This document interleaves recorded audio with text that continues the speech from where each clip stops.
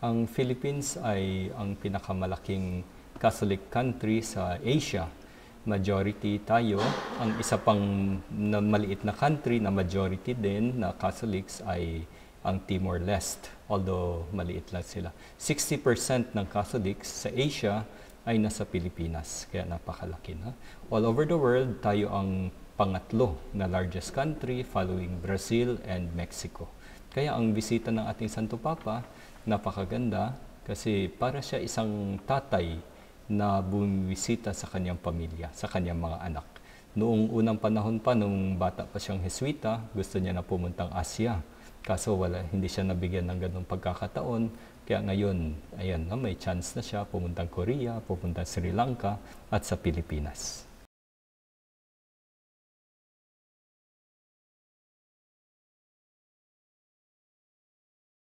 Ang Santo Papa na isang main reason bakit siya dadalaw sa Pilipinas, napakarami namang mga bansa sa Asia, no? At dinalaw niya na ang Korea, pupunta siya sa Sri Lanka at napili niya yung Pilipinas. Isang reason nga, main factor ay itong mga victims ng typhoon, victims ng earthquake, victims ng iba-iba mga calamities, pati yung man-made calamities, no? Pagdadasal din ng ating Santo Papa, mercy and compassion, no? Yung itong nagaling mismo sa ating Panginoon. At ito ay of course napakaganda, no? Na imagine na ang medyo nakalimutan, ang pinakamahina, yung sinasabing sa periphery, no? Yung malalayo, pupuntahan talaga ng ating Santo Papa.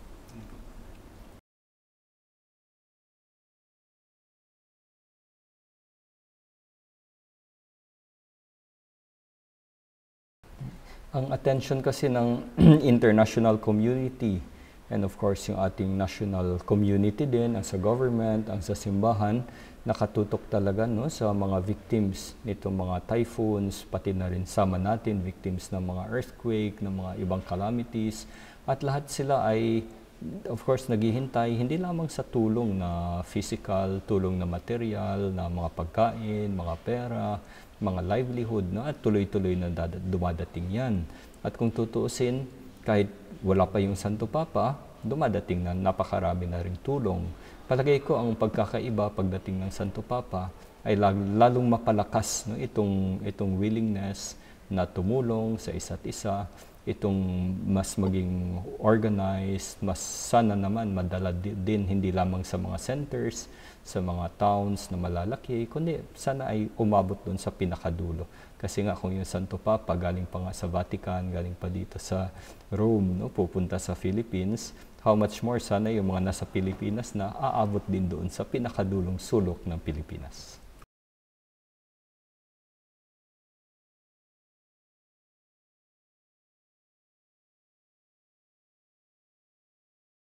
Lahat ng mga Santo Papa may kanya-kanyang charism, no? Kagaya ng mga tao, di ba? Iba-ibang tao, iba-iba din yung charisma.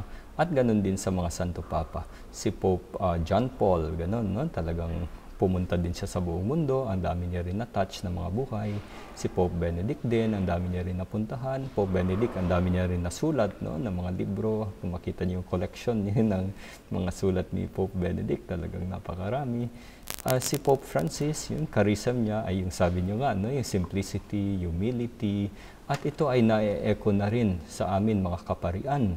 No, yung isang letter ni Archbishop Villegas sa kanyang mga kaparian, no, sinabi doon, at the beginning ng Year of the Poor, itong 2015, na-emphasize niya rin na sana itong simplicity, itong humility, kung mapaabot natin sa mga tao, sa anong paraan, una, tayong mga pari, no, ay maisabuhay natin yan. At yan naman ay dapat natin idala din sa mga tao.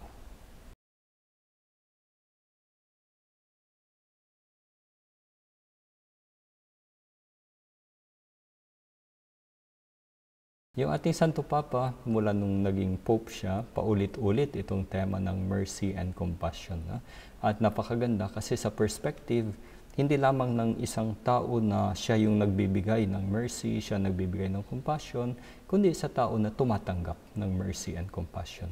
No? So tayong lahat, kailangan natin ng habag ng Diyos, ng awa ng Diyos. Kailangan natin kasi makasalanan tayo, no? And then, ang dami din natin pangangailangan. Kung wala yung Panginoon, wala din tayong magagawa. So, ayan, experience natin sa Panginoon at na-experience natin sa ating kapwa-tao. Ang daming tumutulong sa atin, ating mga magulang, ating mga kapamilya, mga kaibigan. On the one hand, tayo ang recipient, tayo ang tumatanggap ng mercy and compassion. At ibig din ni Pope Francis na i-emphasize na dapat hindi lamang tayo tumatanggap ng mercy and compassion, tayo din ay magbibigay ng mercy and compassion. So, gayahin natin ang ating Panginoon, gayahin natin yung ating kapwa. Sa maliliit na bagay, no? Minsan yung homiles niya, yung tuwing umaga, nagmimisa siya sa Santa Marta, kung saan siya nakatira sa Vatican. At minsan maliliit na bagay, no? Sabi niya, halimbawa, no? Para maging banal. Halimbawa, medyo na-tempt tayo, natutokso tayo magsalita tungkol sa ating kapwa, no? Mag-chismis, gano'n. So sabi niya, nako, no? Pag naiwasan natin yan, one step towards holiness na yan. No? Kasi nagpapakita din ng mercy and compassion sa ating kapwa. Kaya hindi natin kailangan na pumunta pa sa malalaking bagay, maghintay ng mga victims, ng mga calamities. Sa bahay natin, sa buhay natin araw-araw, mapapakita natin itong mercy and compassion.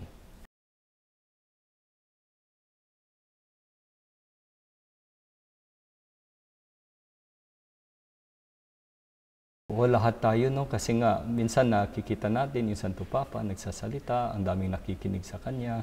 Minsan parang ibang tao yung naiisip natin kaagad.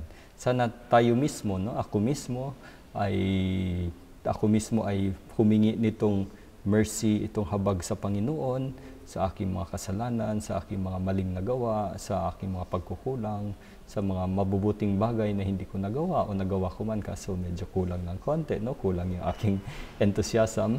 At sa pagbigay, sa pagtanggap at sa pagbigay nitong mercy and compassion sa aking kapwa. Yun nga sa maliliit na bagay sa araw-araw na buhay.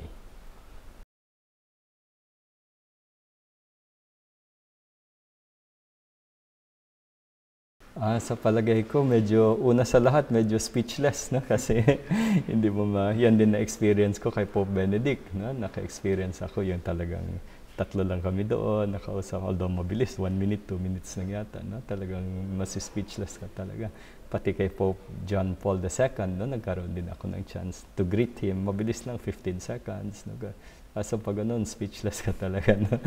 Although, ayan, habang nakapila, pinagdadasal mo na siya, ganun. And then pagdating, maybe kung mabigyan ako ng opportunity ngayon kay Pope Francis, pwede kong masabi, no, na pinagdadasal natin siya, lahat tayong mga Pilipino, pinagdadasal natin ang ating Santo Papa, at nagpapasalamat din tayo sa napakalaking karangalan na dumalaw siya sa Philippines. Dito sa Roma, madali lang makita yung Pope, no, na yung medyo malayuan, although makita mo talaga siya, kitang-kita, baka mapadaan pa sa harap mo. Tuwing Wednesday, may Wednesday audience, pwede mo siya makita. Tuwing Sunday, pag nagdasal ng Angelus, makikita mo rin siya. Although, ibang-iba pag naisip mo na pupunta siya sa ating bansa, sa ating Pilipinas. Naghahanda po tayo sa pagdating ng ating Santo Papa, Pope Francis, sa Philippines. Ilang araw na lang. Tayo lahat, no, alam ko ay excited sa pagdating ng ating Santo Papa. Una sa lahat, sa palagay ko, dapat ay mag-prepare talaga tayo sa kanyang pagdating. Sa anong paraan, sa ating pagdadasal para sa kanya. Yan din ang sabi ng ating mga obispo sa Pilipinas, na ipagdasal natin itong pagdating ng ating Santo Papa. Sana ay makapag-offer din tayo ng mga sacrifices para sa kanya at mapakilala pala natin lalo ang ating Santo Papa, si Pope Francis. Maikwento natin sa ating kapwa, mapag-aralan din natin ang kanyang mga tinuturo.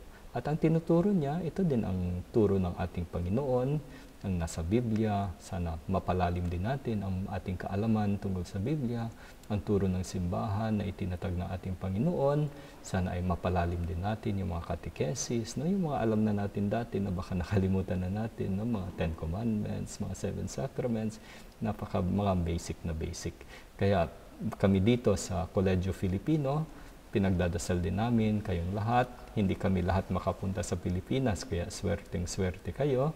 Kaso magkasama kami, no? We are one in spirit, kaya ipagdasal nyo rin kami dito Mula po ulit sa Roma, sa Pontificio Colegio Filipino, Father Greg Gaston. Ako po ang rector dito. Ako din ay taga Manila, Archdiocese of Manila. Maraming salamat po.